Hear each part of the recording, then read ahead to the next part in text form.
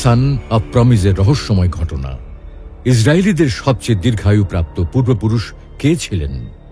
আসসালামু আলাইকুম ওয়া রাহমাতুল্লাহ।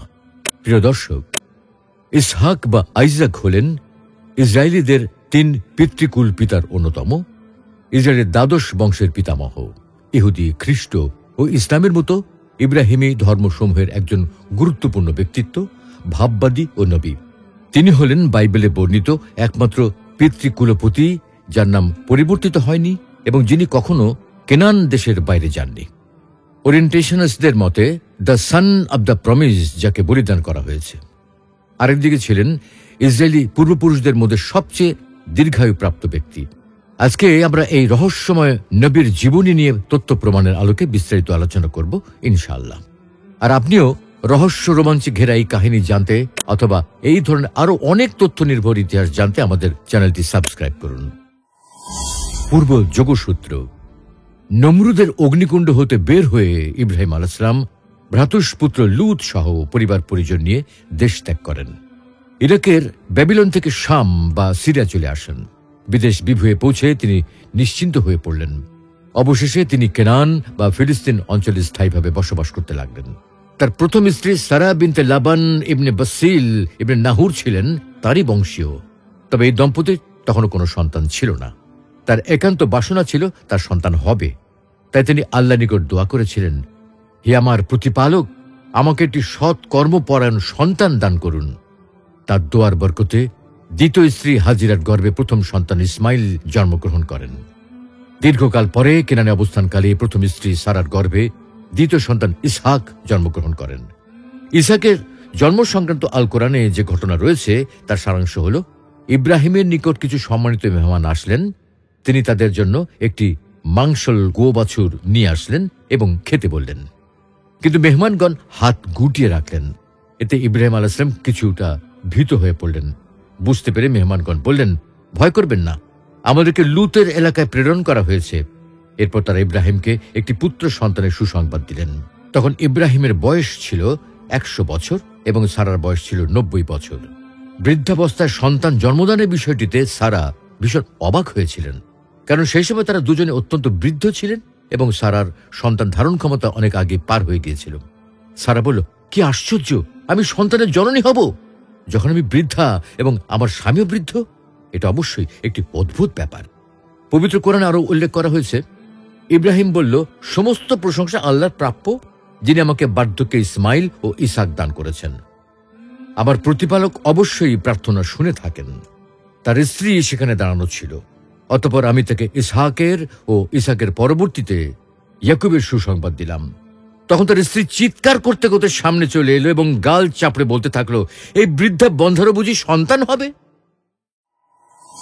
জন্ম ও বংশ পরিচয়। ইসহাক আলাইহিস সালাম কেনানের হেব্রনে জন্মগ্রহণ করেন। তিনি ইব্রাহিম খলিলুল্লাহর দ্বিতীয় পুত্র। তার বংশ তালিকা হল ইসহাক ইবনে ইব্রাহিম ইবনে তারিহ বা আজর ইবনে নাহুর ইবনে সারুগ ইবনে রাউ ইবনে ফলিগ ইবনে আবির ইবনে শালিক ইবনে আর ফকশাজ ইবনে সাম ইবনে নুহ। সাম ইবনে নুহের বংশধর ইতিহাসে সামি বা সেমিটিক জাতি হিসেবে পরিচিত। সুতরাং ইসহাকের পূর্বপুরুষগণ সেমিটিক জাতিরই অন্তর্ভুক্ত ছিলেন। তবে সাম ইবনে নুহ এবং ইসহাকের মধ্যে সময়ের ব্যবধান ছিল 1000 বছরেরও বেশি। শৈশবকাল। ইব্রাহিম আলাইহিস সালাম মিশর হতে প্রত্যাবর্তনের পর কেনানের হেব্রনে বসবাস শুরু করেন। ইসহাকের জন্মের সুসংবাদ ইব্রাহিম ও তার স্ত্রীকে বৃদ্ধ বয়সে দেয়া হয়েছিল, যা শুনে সারা আলাইহিস সালাম বললেন, আল্লাহ আমাকে হাসালেন এবং যারা এটা শুনবে তারাও হাসবে। কোরআনুল কারিমে উল্লেখ করা হয়েছে, তখন তার স্ত্রী পাশে দাঁড়িয়ে ছিল এবং কথা শুনে হেসে উঠল। তাই সন্তান প্রসব করার পর সারা তার নাম রাখেন ইসহাক। এই হিব্রু শব্দটির আরবি সমার্থক শব্দ হল আদহাক, মূল অর্থ হাসি। যেহেতু তিনি 90 বছরের বৃদ্ধা বয়সে সন্তান জন্মের কথা শুনে হেসে উঠেছিলেন, তাই জন্মের পরেও সেই শব্দই রাখলেন সন্তানের নাম। সে যাই হোক, জন্মের পর 8 দিন পর ইসহাকের খতনা করানো হলো। তিনি বয়সে ইসমাইল থেকে 13 বা 14 বছরের ছোট ছিলেন। ইংরেজি ভাষায় ইসহাককে আইজাক নামে অভিহিত করা হয়। ইসরায়েলি রিওয়াতে উল্লেখ করা হয়েছে, ইসহাক ঈদুল ফাসাহের দিন জন্মগ্রহণ করেন, আর মুসলিম ঐতিহাসিক রিওয়াত অনুযায়ী তিনি আশুরার রাতে জন্মগ্রহণ করেন। প্রকৃতপক্ষে এর কোনোটি ইতিহাস দ্বারা প্রমাণিত হয় না। অবশ্য বাইবেলের আদি পুস্তক 45 অনুচ্ছেদে এতটুকু উল্লেখ আছে, ইসাকের জন্মের 1 বছর পূর্বে হযরত সারাকে তার জন্মের প্রতিশ্রুতি দেওয়া হয়। উল্লেখ আছে, ইব্রাহিম ক্ষুধার্ত ও অসহায় মানুষকে আহার না করিয়ে নিজে খাদ্য গ্রহণ করতেন না। একবার 15 দিন পর্যন্ত কোনো মেহমান আসলো না। অতঃপর একদিন 3 জন অপরিচিত লোক এসে হাজির হল। ইব্রাহিম তাদের জন্য একটি ভোনা গোবৎস নিয়ে আসলেন। তারা বললেন, আমরা মূল্য পরিশোধ না করে কোনো কিছু খাবো না। আর সে মূল্য হলো, প্রথমে আমরা আল্লাহর নিয়ামতের শুকর আদায় করব এবং শেষে তার প্রশংসা করব। অবশেষে তারা একটি পুত্র সন্তানের সুসংবাদ দিলেন। কোরআনুল কারিমেও এই ঘটনার উল্লেখ রয়েছে, তবে কিছুটা ভিন্নভাবে, যা আমরা একটু পূর্বে উল্লেখ করেছি। একটি বিভ্রান্তি। প্রিয় দর্শক, ইব্রাহিম আলাইহিস সালামের 2 জন পুত্র ছিলেন। বড় পুত্র হলেন ইসমাইল আর ছোট পুত্র হলেন ইসহাক। এই 2 জনের মধ্যে হতে কাকে তিনি কোরবানি করেছিলেন তা নিয়ে অনেকের মধ্যে বিভ্রান্তি রয়েছে। তাওরাত ও আল কোরআনের বর্ণনা থেকে প্রমাণিত হয় তিনি ছিলেন বড় পুত্র ইসমাইল। তবে কোন কোন প্রাচ্যবিদ দাবি করেন the sun of the promise, যাকে বলিদান করা হয়েছে, তিনি ছিলেন ইসহাক। আসলে কোরআনুল কারিমে ইব্রাহিম আলাইহিস সালামকে প্রথমে যে পুত্র সন্তানের সুসংবাদ দেওয়া হয়েছিল তিনি ছিলেন ইসমাইল। তিনি দুধপানের বয়স থেকেই মক্কায় ছিলেন এবং স্বপ্নযোগে আল্লাহর নির্দেশ মতো তাকেই তিনি কোরবানি করেছিলেন। এরপর কওমে লুতকে ধ্বংস করার আগে দ্বিতীয়বার সারার গর্ভে যে পুত্র সন্তান জন্মের সুসংবাদ দেওয়া হয় তিনি ছিলেন ইসহাক। সূরা হুদের ৭১ নম্বর আয়াতে তার নামও স্পষ্টভাবে উল্লেখ করা হয়েছে। এই পুত্রকে কোরবানি করার কোনো আদেশই করা হয়নি। অথচ ওরিয়েন্টালিস্ট তথা প্রাচ্যবিদগণ তাওরাতের কোনো কোনো বর্ণনার উদ্ধৃতি দিয়ে বলেন, সেই মেহমানগণ ইব্রাহিমকে এটাও বললেন যে একে আল্লাহর নামে কোরবানির নিমিত্তে জবাই করতে হবে। ফলে ইসহাকের বয়স যখন 7 বছর হল, ইব্রাহিম তাকে বাইতুল মকদিস নিয়ে যান। সেখানে তার প্রতি স্বপ্নাদেশ হল, কোরবানি করুন। সকালে তিনি আল্লাহর নামে একটি ষাঁড় জবাই করলেন, কিন্তু রাত্রে পুনরায় গায়েব হতে আওয়াজ হসল, আল্লাহ এর চেয়ে অধিক মূল্যবান বস্তুর কোরবানি চান। সুতরাং তিনি আরেকটি উট জবাই করলেন। পরের রাত্রে তিনি এই আওয়াজ শুনলেন, আল্লাহ তোমার পুত্রের কোরবানি চান। প্রাচ্যবিদগণ এই ঘটনাকে ইসহাকের সাথে সম্পৃক্ত বলে ধারণা করেন। তাছাড়া রোমান ভূগর্ভস্থ সামাজিক ক্ষেত্রের দেওয়াল চিত্রে ইসহাকের প্রাচীনতম প্রতিকৃতি পাওয়া গেছে। এই চিত্রকে এলিসন মুর স্মিথ 3টি ক্যাটাগরিতে ভাগ করে বর্ণনা করেন, যার মূল অর্থ হল, আব্রাহাম ইসহাককে নিয়ে নৈবেদ্য রাখার স্থানের দিকে নিয়ে যান, তাকে উৎসর্গ করতে বেদির পাশে মাটিতে রাখেন। এ কারণে ওরিয়েন্টালিস্টরা ইসহাককে জাবিহুল্লাহ বা আল্লাহর নামে কোরবানিকৃত বলে আখ্যায়িত করেন। অথচ তাওরাত ও কোরআনুল কারিমের ঘটনা দ্বারা এই বর্ণনা প্রত্যাখ্যাত হয়ে যায়।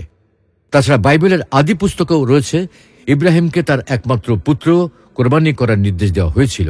অথচ ইসহাক ইব্রাহিমের একমাত্র পুত্র ছিলেন না। তার পূর্বে ইসমাইল জন্মগ্রহণ করেন। ইসমাইল ইসহাকের চেয়ে 14 বছরের বড় ছিলেন। সুতরাং আল্লাহর এই নির্দেশকালে ইসমাইলই ছিলেন ইব্রাহিমের একমাত্র পুত্র।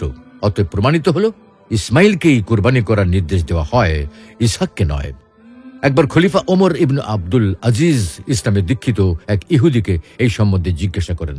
সে বলল, ইহুদিরা জানে ইসমাইলই প্রকৃত জাবিহুল্লাহ, কিন্তু তারা আপনাদের প্রতি ঈর্ষাবশত এটা স্বীকার করে না। নবুয়ত লাভ। প্রিয় দর্শক, হযরত ইসহাক আলাইহিস সালামের জীবন বৃত্তান্ত সম্পর্কে খুব কমই জানা যায়। ইসরায়েলি রিওয়ায়াতও বেশিরভাগই জাবিহুল্লাহ কেন্দ্রিক ঘটনায় পরিপূর্ণ। তিনি ফিলিস্তিনের হেব্রন নামক স্থানে পৈতৃক আবাসস্থলে স্থায়ীভাবে বসবাস করেন। সেখানে তিনি পিতার স্থলাভিষিক্ত রূপে বসবাস করতে থাকেন। মূলত ইব্রাহিম আলাইহিস সালাম ইসমাইলকে মক্কায়, ইসহাককে কেনান বা ফিলিস্তিনে এবং লুতকে জর্ডান অঞ্চলে প্রতিনিধি নিযুক্ত করেন। ইসহাকের জীবনকাল আনুমানিক খ্রিস্টপূর্ব 1761 থেকে 1581 সন পর্যন্ত বিস্তৃত। কোরআনুল কারিমে তার নবুয়ত সম্পর্কে ইরশাদ হয়েছে, আমি ইব্রাহিমকে সুসংবাদ দিয়েছিলাম ইসহাকের, সে ছিল একজন নবী, সৎ কর্মপরায়ণদের অন্তর্ভুক্ত। তাকে এবং ইসহাককে আমি বরকত দান করেছিলাম। স্মরণ করো আমার বান্দা ইব্রাহিম, ইসহাক ও ইয়াকুবের কথা, তারা ছিল শক্তিশালী ও সূক্ষ্মদর্শী। ইমাম বুখারী আম্বিয়া অধ্যায়ে ইসহাক আলাইহিস সালাম সম্পর্কে হাদিসে উল্লেখ করেছেন। আবু হুরায়রা রাদিয়াল্লাহু আনহু থেকে বর্ণিত, নবী সাল্লাল্লাহু আলাইহি ওয়াসাল্লামকে জিজ্ঞাসা করা হলো, সর্বাধিক সম্মানিত ব্যক্তি কে? তিনি বলেন, সর্বাধিক খোদাভীরু ব্যক্তি সর্বাধিক সম্মানিত। সাহাবীগণ বলেন, আমরা এই বিষয়ে আপনাকে জিজ্ঞাসা করছি না। এবার তিনি বললেন, সর্বাধিক সম্মানিত ব্যক্তি হলেন ইউসুফ আলাইহিস সালাম। তিনি হলেন আল্লাহর নবী এবং তার পূর্বপুরুষগণ হলেন বংশ পরম্পরায় আল্লাহর নবী, অর্থাৎ তার পিতা ইয়াকুব এবং তার পিতা ইসহাক এবং তার পিতা ইব্রাহিম খলিলুল্লাহ সকলেই আল্লাহর নবী ছিলেন। দাম্পত্য ও পারিবারিক জীবন। অনুমান করা হয় 40 বছর বয়সে ইসহাক রেবেকার সাথে বিবাহ সূত্রে আবদ্ধ হন। তিনি ইব্রাহিম তাকে নিজ গোত্রে বিয়ে করতে ওসিয়ত করে গিয়েছিলেন, তাই তিনি চাচা নাহুর ইবনে তারেকের মেয়ে রেবেকাকে বিয়ে করেন, কিন্তু অনেকদিন পর্যন্ত তাদের কোনো সন্তান হয়নি। অবশেষে 20 বছর পর ইস্যু বা ইস এবং ইয়াকুব নামে 2 পুত্র সন্তান জন্মগ্রহণ করেন। তারা উভয়ে ছিলেন যমজ। বলা হয় প্রথমে ইস্যু জন্ম হয় এবং পরে ইয়াকুব। আজীবন উভয়ের মধ্যে কিছুটা মন কষাকষি ছিল। পিতা অনেকটা ইস্যুর প্রতি আকৃষ্ট ছিলেন আর মাতা ইয়াকুবের প্রতি। ইহুদি বিশ্বকোষ জুইশ এনসাইক্লোপিডিয়াতে উল্লেখ করা হয়েছে ইসাকের বাসস্থান ছিল লাহাই রাই নামক কূপ অঞ্চলে। যখন দুর্ভিক্ষ দেখা দেয় তখন আল্লাহ তাকে মিশর না যেতে ইঙ্গিত করলেন এবং ফিলিস্তিনের সীমানায় অবস্থান করতে বললেন। আরো বলেন সেখানে তিনি এবং তার সন্তান সন্ততি সুখে শান্তিতে বসবাস করবেন। তাই ইসাক বিরার কাছে ফিলিস্তিনিদের মধ্যে স্থায়ীভাবে বসবাস করতে থাকেন এবং সেখানেই চাষাবাদ করতে থাকেন। ধীরে ধীরে তিনি এত উন্নতি লাভ করেন, ফিলিস্তিনবাসী তার প্রতি হিংসা করতে লাগল, কিন্তু ইসাক তাদের এই দুর্ব্যবহার হাসি মুখে বরদাস্ত করতেন। অবশেষে তিনি বিরুসাবা চলে যান। সেখানে আল্লাহ তাকে বরকত দেন। এখানে তিনি একটি বাইতাইল বা ইবাদতখানা নির্মাণ করেন। এরপর তিনি এত প্রভাব প্রতিপত্তি অর্জন করেন যে ফিলিস্তিনিদের বাদশাও তার সাথে সম্পর্ক স্থাপনে আগ্রহী হন। নবুয়তের ধারাবাহিকতা।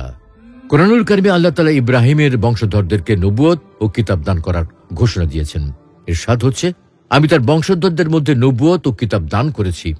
বস্তুত ইব্রাহিমের 2 পুত্র ইসমাইল ও ইসহাক এবং তাদের বংশধরগণের মধ্যে মুহাম্মদ সাল্লাল্লাহু আলাইহি ওয়াসাল্লামের আবির্ভাবের সময় পর্যন্ত নবুয়ত সীমাবদ্ধ থাকে। মুহাম্মদ সাল্লাল্লাহু আলাইহি ওয়াসাল্লাম ছিলেন ইসমাইলের বংশধর, আর লূত ছাড়া অন্য সকল নবী ছিলেন ইসহাকের বংশধর। ঈশের বংশধরের মধ্যে 2 জন নবী ছিলেন, আইয়ুব ও তার পুত্র জুলকিফল। অন্যদিকে ইয়াকুব, যার অপর নাম ছিল ইসরাইল বা আল্লাহর বান্দা, তিনি ছিলেন ইসরায়েলের আদি পিতা। তার পুত্র ইউসুফ মিশরে গমন করলে তার অন্যান্য ভাইয়েরাও সেখানে চলে যান। তারাই হলেন নবী ইসরাইল। কয়েক শতাব্দী মিশরের ফেরাউনের অধীনে থেকে অবশেষে মুসা আলাইহিস সালামের নেতৃত্বে পুনরায় ফিলিস্তিনে প্রত্যাবর্তন করে। শেষ জীবন। ইসরায়েলি কাহিনীতে উল্লেখ রয়েছে ইসহাকের বৃদ্ধ জীবন সুখে অতিবাহিত হয়নি। তার দৃষ্টিশক্তি দুর্বল হয়ে পড়েছিল। ইস্যু এবং ইয়াকুবের বিরূপ সম্পর্ক নিয়েও তিনি চিন্তিত ও মনক্ষুণ্ণ থাকতেন। 2 ছেলের মধ্যে বড়জন ইস্যু স্বীকার করে বৃদ্ধ মাতা পিতাকে খাওয়াতেন। ছোট ছেলে ইয়াকুব মাতা পিতার সঙ্গে ঘরেই অবস্থান করতেন। একদিন ইস্যু শিকার লাভে ব্যর্থ হয়ে ক্লান্ত শ্রান্ত অবস্থায় বাড়িতে আসে। এসে ইয়াকুবের কাছে কিছু খাবার চায়। ইয়াকুব বলেন, ফিলিস্তিনিদের রীতি অনুযায়ী বড় সন্তানই মাতা পিতার উত্তরাধিকার লাভ করে। তুমি যদি তোমার উত্তরাধিকারের দাবি ত্যাগ করো তাহলে তোমাকে খাবার দেব। তখন ইস্যু তার দাবি ত্যাগ করেন এবং ইয়াকুব খাবারের ব্যবস্থা করেন। ইসহাক আলাইহিস সালাম বৃদ্ধ ও ক্ষীণ দৃষ্টিসম্পন্ন হয়ে পড়লে একবার ইস্যুর জন্য বরকত লাভের দোয়া করতে চাইলেন। স্বীকার করে উত্তম খাবারের ব্যবস্থা করার জন্য ইস্যুকে আদেশ করলেন, কিন্তু রেবেকা একথা শুনে বরকত লাভের আশায় ইয়াকুবকে উত্তম খাবারের ব্যবস্থা করে পিতার নিকট উপস্থিত করতে পরামর্শ দেন। ইয়াকুব মায়ের পরামর্শ অনুযায়ী পিতার অজান্তে কৌশলে বরকত লাভে সমর্থ হন। ইস্যু এই ঘটনা জানতে পেরে খুবই মর্মাহত হন। ফলে 2 ভাইয়ের মধ্যে বিরোধ ক্রমে বাড়তে থাকে। রেবেকা ইয়াকুবের মামা লাবানের সঙ্গে বসবাস করতে পরামর্শ দেন। সুতরাং ইয়াকুব লাবানের নিকট বসবাস করতে থাকেন এবং সেখানে বিবাহ বন্ধনে আবদ্ধ হন। অন্যদিকে ইস্যু আপন চাচা ইসমাইল আলাইহিস সালামের কাছে চলে যান এবং চাচাতো বোন বাসামা বা বাসিমাকে বিয়ে করেন। বিয়ের পর পরিবার নিয়ে সাইর নামক স্থানে বসবাস করতে থাকেন। ইস্যু সেখানে আদুম নামে খ্যাতি লাভ করেন। তাই ইস্যুর বংশধর বনু আদুম নামে পরিচিতি লাভ করে। তবে এই ধরনের কাহিনী নবী রাসূলদের শানের পরিপন্থী। এইসব কাহিনীর উপর গুরুত্ব দেওয়া সঙ্গত নয়, কারণ এগুলো ইসরায়েলি বর্ণনা। বনী ইসরায়েল নবীগণকে তাদের নিজেদের জীবনধারার আলোকে মূল্যায়ন করেছে। কিছু মুসলিম ঐতিহাসিক ও জীবন চরিত রচয়িতাও নির্বিচারে সব ধরনের রিওয়ায়াত বর্ণনা করেছেন। প্রকৃত ঐতিহাসিক তত্ত্বের অনুসন্ধান করেননি, অথবা করলেও খুব অল্প পরিমাণে করেছেন। মৃত্যু ও দাফন। ইসহাক আলাইহিস সালাম দীর্ঘ জীবন লাভ করেন এবং হেব্রনের আল খলিলে ইন্তেকাল করেন। মৃত্যুকালে তার বয়স ছিল 180 বছর। স্থানীয় প্রথা অনুযায়ী ইসহাক, রেবেকা, আব্রাহাম, সারাহ, জাকব ও লিয়াকে পেট্রিয়ার্চের গুহার কবর দেওয়া হয়, যাকে আরবিতে আল খলিল বলা হয়।